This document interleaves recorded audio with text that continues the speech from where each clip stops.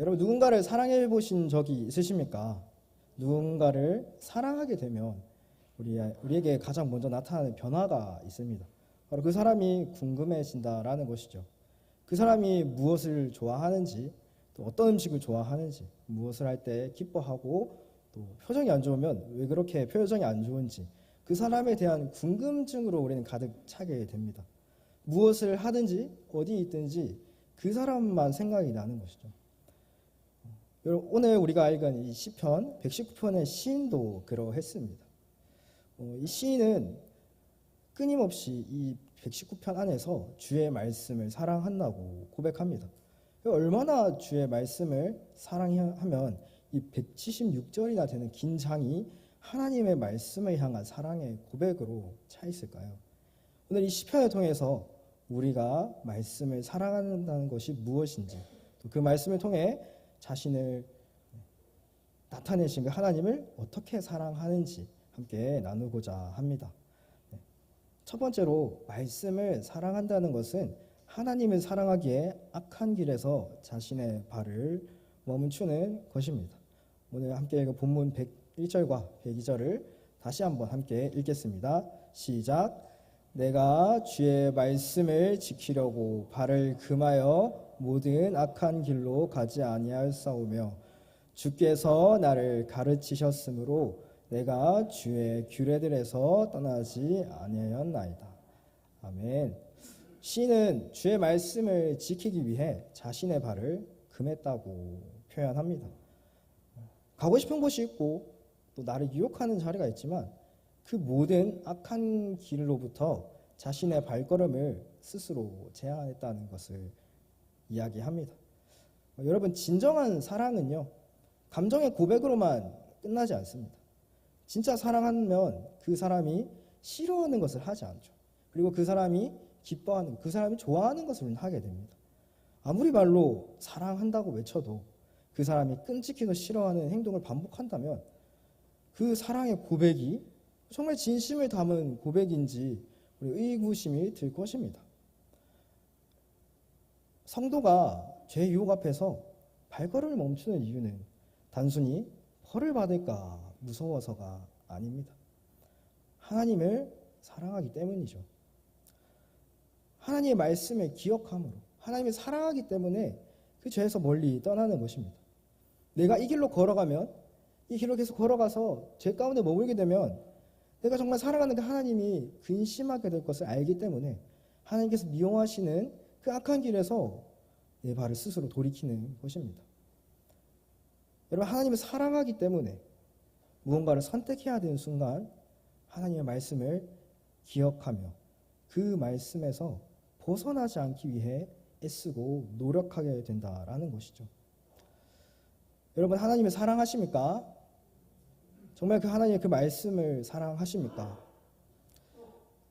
그렇다면 여러분, 우리의 발걸음은 어디를 향하고 있었습니까? 하나님을 사랑한다는 것, 또 하나님의 말씀을 사랑한다면 우리는 언제나 우리의 발걸음이 죄로부터 멀어지고 있는지를 점검해 보아야 합니다.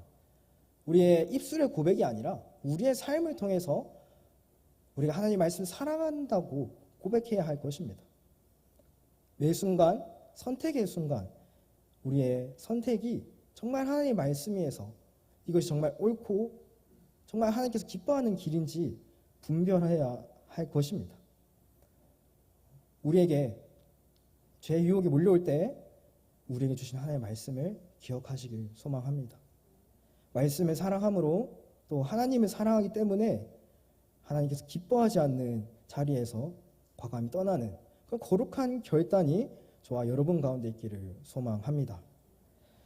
두 번째로 하나님의 말씀을 사랑한다는 것은요, 말씀에 담긴 그 하나님의 사랑을 누리는 것입니다.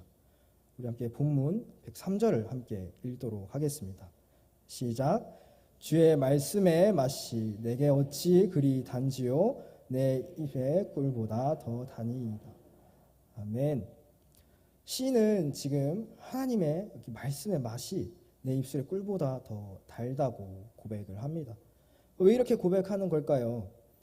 그 말씀 속에 담긴 그 나를 향한 그 하나님의 사랑과 또 아버지의 마음을 깨달았기 때문입니다. 제가 군대에 가서 훈련소에 들였을 때 제가 10년 만에 부모님께 편지를 쓴 적이 있습니다. 제가 초등학생 때 어버이날 때 편지를 써본 게 마지막이었는데요. 처음으로 10년 만에 부모님께 손편지를 드린 적이 있습니다. 참 군대에 있으면서 느끼게 됐던 것 같아요. 부모님에 대한 감사와 사랑 그런 것들을 참 생각나는 대로 적었는데 나중에 전해 듣기로는 부모님께서 그 편지를 받으시고 눈물을 흘리셨다고 들었습니다. 제 부모님이 두 분 다 경상도 분이셔서요. 항상 표현이 별로 없으십니다. 눈물 흘리시는 것도 제가 본 적이 없는 그런 가정에서 살아왔습니다. 그래서 그 말을 들었을 때 저는 좀 충격이었습니다. 우리 부모님도 눈물을 흘리실 수 있구나. 그런데 부모님께서 왜 눈물을 흘리셨을까요? 그 편지지가 군대에서만 나오는 것이기 때문에 그랬을까요? 그렇지 않습니다.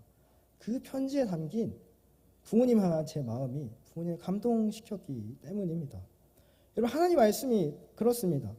여러분, 우리는 말씀을 펼칠 때마다 나를 위해서 자신의 아들을 아끼지 않으신 그 하나님의 사랑이 느껴지고 나를 포기하지 않으시는 그 하나님의 절절한 마음이 느껴지기 때문에 그 말씀이 나의 영혼에 꿀보다 더 달콤하게 느껴지는 것이죠.